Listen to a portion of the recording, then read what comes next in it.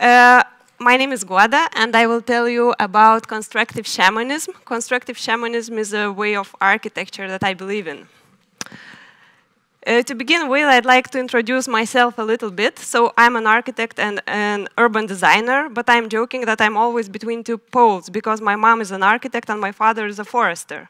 So even though I spent maybe 10 years of my career in architecture, all the time I felt that I'm missing something essential in it.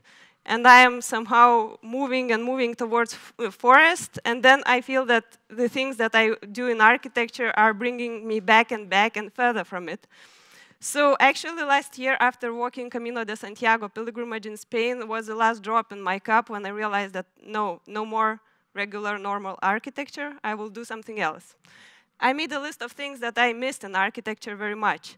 It's depth, sanctity, imperfection, naturalness, respect, poetry, and some sweat.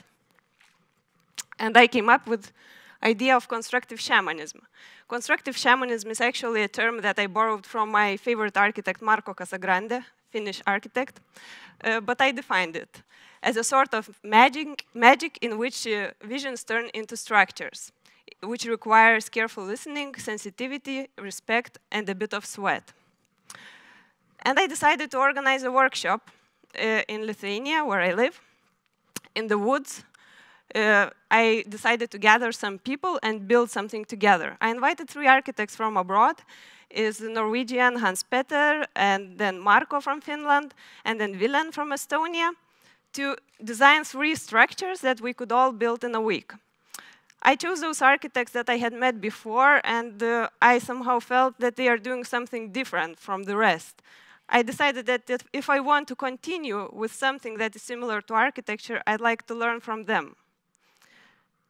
So I will try to explain what is this constructive shamanism about. It's of course easier to experience it than to explain, but I'll try. So first is of course about construction. As I told, I invited 3 architects to design 3 structures. So first one is Marco. And he designed as a structure from almost 3 kilometers of thick linen rope, which was wrapped around 7 tall pine trees. And it took 1 week for maybe 10 people to accomplish this structure with a beautiful inner space, which was eventually maybe 12 meters high. And when they ran out of rope, they calculated the lines. It was exactly 100 lines of rope in it. It became a very beautiful gathering place for people, especially nice at night. The second project was Hans Petter. He took a lot of time discussing with people on the site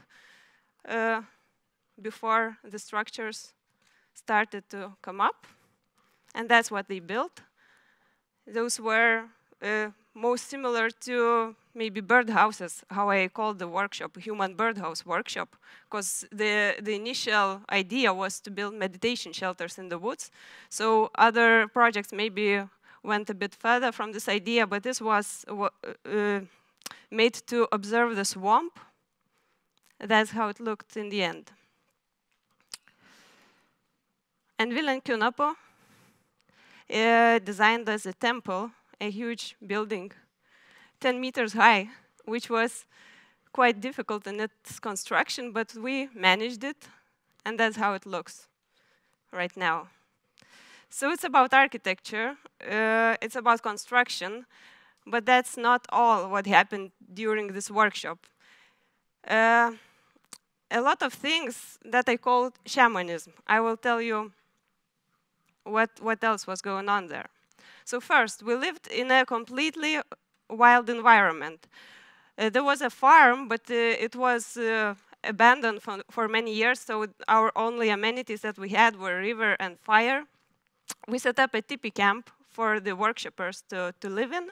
We had an outdoor kitchen, and we cooked everything over a fire. We started the workshop by building a ritual sweat lodge according to South American Indians' tradition. This is the structure that you see, and it was covered in blankets. And maybe 30 people spent maybe 3 hours first night during the initiation ceremony in the beginning of the workshop, and the same happened in the end. They were singing songs there, and later they jumped in the river. It was very, very beautiful ceremony. Bringing those people together, because imagine 30 people naked in the space. Then we had these beautiful cooks who worked in this outdoor kitchen. And everything we cooked during the workshop was from local farmers' production, all the vegetables. We even had this self-built oven from clay, local clay, where we would bake bread every day. And this is how our dinner looked like. Each eating was followed by ceremonies. We started with some singing, and holding hands and thanking for everyone and everything, and only then we shared the food. Also, each move during the construction process was made very carefully and consciously. Like in this picture, you see, it was some landscaping taking place in Hans Peter's site, and we decided we need to put some stones in certain places. And you see how the stones are blessed by shamans and carefully put in the places. And every construction site, each of those 3 that I mentioned before, had a bonfire where, while some people were working, others would sit by the fire and sing and make some tea. And during the breaks, everybody would gather there and have some snacks, drink some tea, and thank for the sky and the earth and each other that we can be here and do the things that we do. Also, another kind of magic took place in the evening. Whoever had some energy, they could join the musicians that were always around, and everybody became musicians during the workshop because there were always some instruments around and you could join them and just play and dance. And if you say that this construction is nothing maybe new, and this kind of shamanism, as I call it, is also maybe nothing new, it happens in some maybe rainbow gatherings, but the magic of it, I think, was those 2 things together, because it brought a lot of those unexpected effects that I am still really surprised about, and I still get feedback from people who said that it was some kind of purified life experience, because it was not just about relax, and it was not just about work. It was both, and many people said they found a perfect balance between work and rest, between being alone and being together.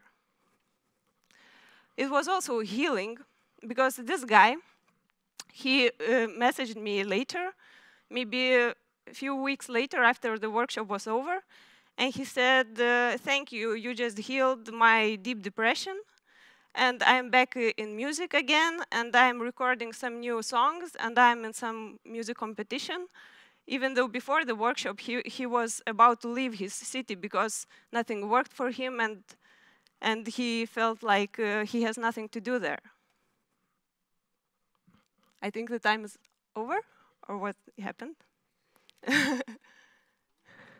It's all right, okay. Then it was coming back to the roots, which was very, very nice for me to hear from, especially from people who were Lithuanians but living abroad for a long time.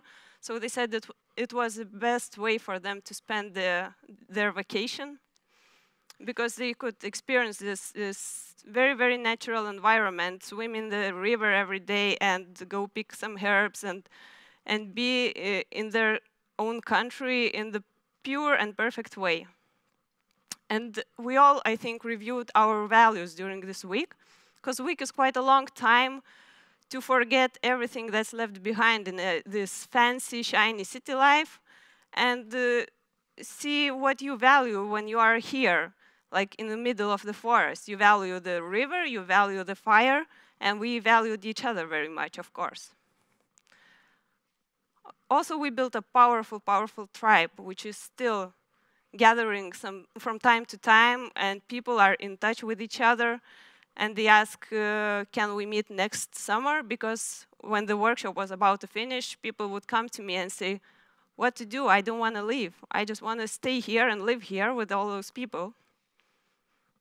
And of course, we created a place to escape. It's not only about this 1 week and not only about this tipi village that we built there, but also about those structures that are still there, and we are coming back there on the weekends and meeting each other and singing together and having a great time, escaping from the city life, maybe.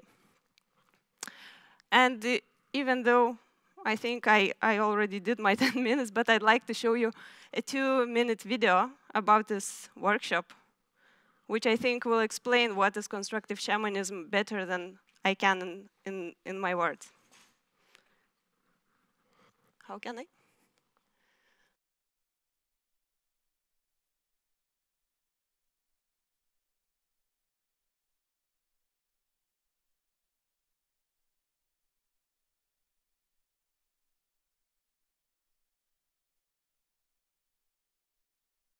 This it doesn't work. Maybe it will be possible to show it later on YouTube. I will check it out. So thank you.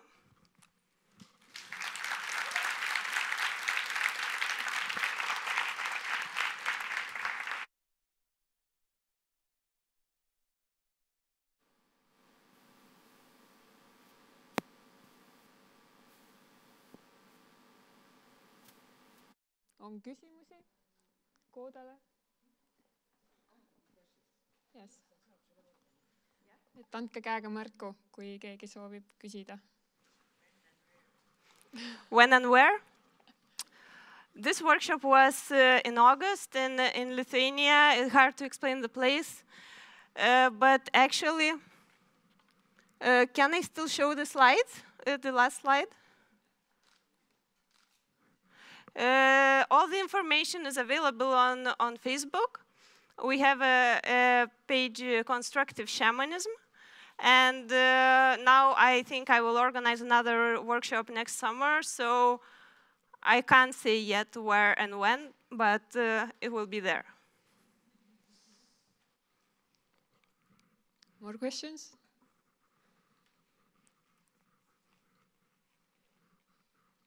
Do you have in mind? Yes, yes. Oh. So what will happen to those buildings or those things you did in the forest? Those buildings are there, and they are in a farm which belongs to my good friend. This is the website and the Facebook page.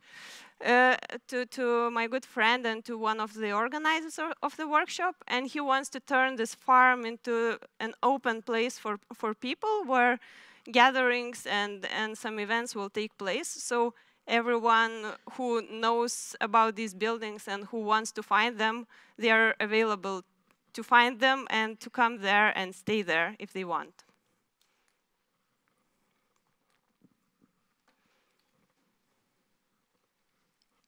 Someone else? Any more questions?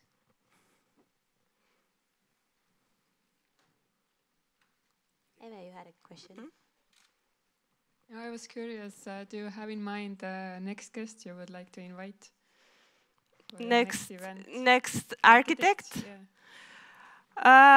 For now, we are still in contact with the same architects, and all the people really made very strong bonds with the architects who came. And also Willem, he already came once again to Lithuania to visit the same people, because that's how they connected to each other.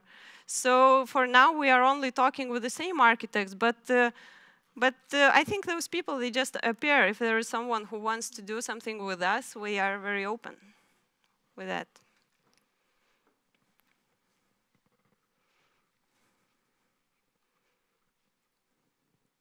Last question, anybody?